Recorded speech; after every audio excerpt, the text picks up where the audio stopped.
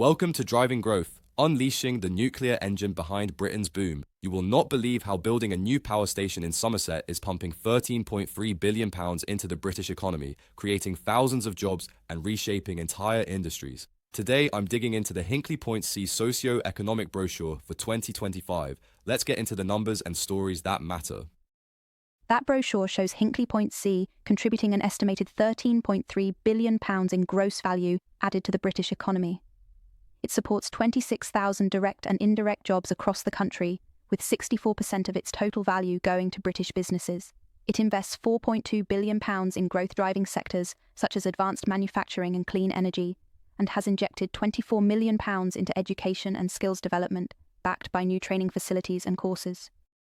26,000 jobs is huge. Are we talking frontline roles on the construction site, or do these include positions up and down the supply chain? And I'm curious how the project ensures so much of its spend goes to British firms. It really breaks down into roughly 9,000 roles in advanced manufacturing and clean energy, with the remainder in logistics, professional services, construction, catering, and so on. Contracts are structured under strict procurement frameworks, requiring compliance with local content commitments, community benefit obligations, and public interest guidelines. That is why 64% of spend goes to United Kingdom businesses, and why a small steel fabricator in Somerset can grow into a Tier 1 supplier. Speaking of Somerset, the brochure says around 4,500 local people are working at Hinkley Point C, with 30% coming from the county's most economically disadvantaged areas. It also mentions 3,000 more jobs coming when construction peaks. How are apprenticeships and training centres feeding into that growth? Hinkley Point C has opened training centres of excellence in Bridgwater and Cannington, and partnered on the National College for Nuclear with Bridgwater and Taunton College. Since 2022, 14,000 people have learned new skills at those centres. Apprenticeships are central. 1,500 apprentices are gaining world-class experience and becoming future leaders in the nuclear sector. These arrangements flow from apprenticeship levy regulations and training agreements shaped by the Engineering Construction Industry Training Board, ensuring long-term career pathways. I love this idea of a nuclear project aligned with Britain's emerging industrial strategy. Is that why they're proud of boosting productivity and tackling social mobility head-on? Precisely.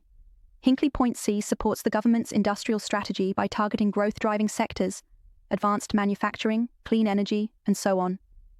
For every pound spent by the project, an additional £2.29 is generated in wider economic value in the southwest.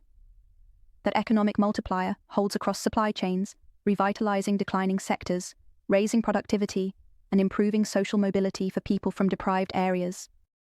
Now I want the juicy examples. Tell me about Somerset Larder, Snugs, and those local gems that feed thousands of workers every day. Somerset Larder is the local catering supplier serving thousands of meals daily. 78% of its £63.5 million spent over 5 years stayed in the southwest. 99% of its employees are from Somerset, and £53.5 million has been paid in salaries locally.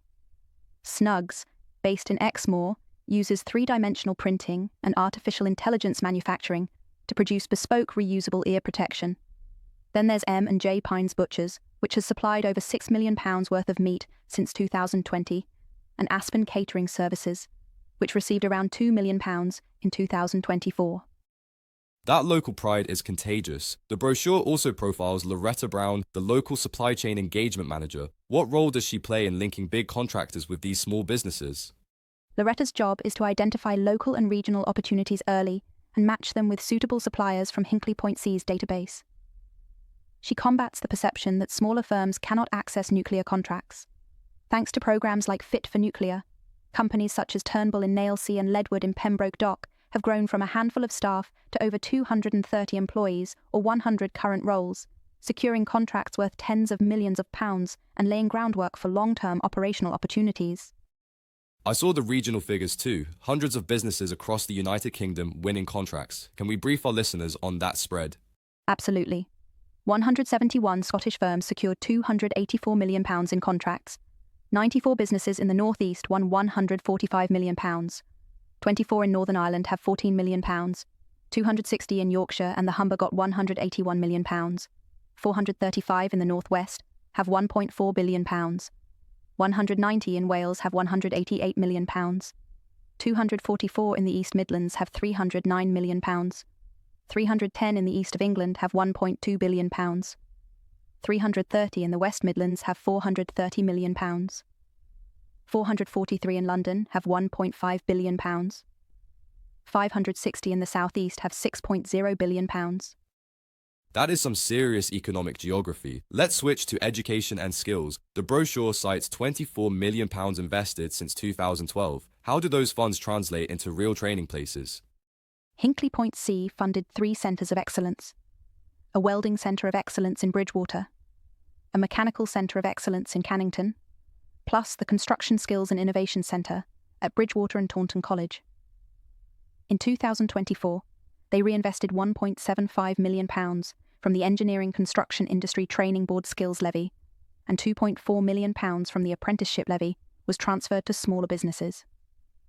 So far, they have trained over 14,000 people, with 70% of apprentices from the Southwest, filling nationally significant skills gaps in steel fixing, pipe fitting, mechanical engineering, and so on. The brochure includes personal stories like Megan, Letty, Stanley, and Kester. Can you give us a snapshot of how those apprenticeships have changed lives?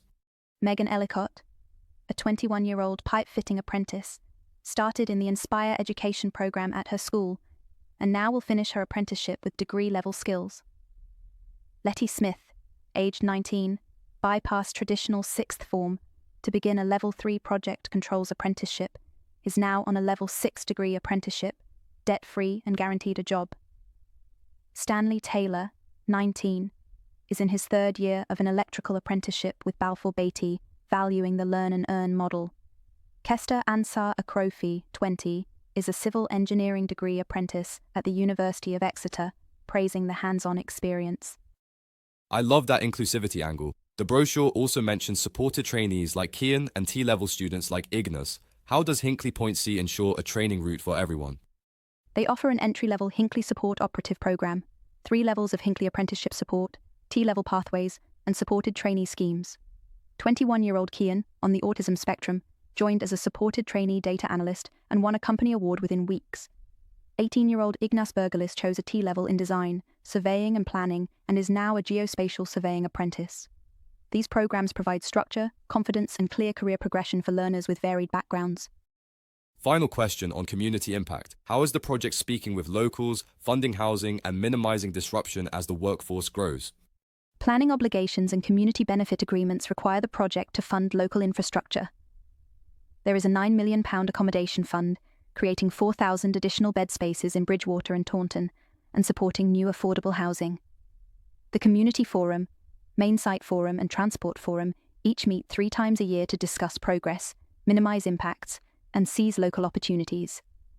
The Hinkley Point C Community Fund has allocated £20 million to hundreds of local initiatives, everything from village hall upgrades to mental health support. For example, Stacked Wonky, a dance theatre in Porlock, received £10,000, and Stogursey Community Network got £2,500. It seems like every pound spent, every job created, and every training course offered is woven into a broader legal and social framework designed to uplift communities and industry alike. Thanks so much for taking us through all those nuances. My pleasure. Hinkley Point C is not only delivering low-carbon energy, but also leaving a legacy of skills, business growth, and social mobility rooted in transparent procurement, community engagement, and educational partnerships. That was a deep dive into the real-world legal and economic engine powering Hinkley Point C's social and economic benefits. Thank you all for listening. See you in the next one.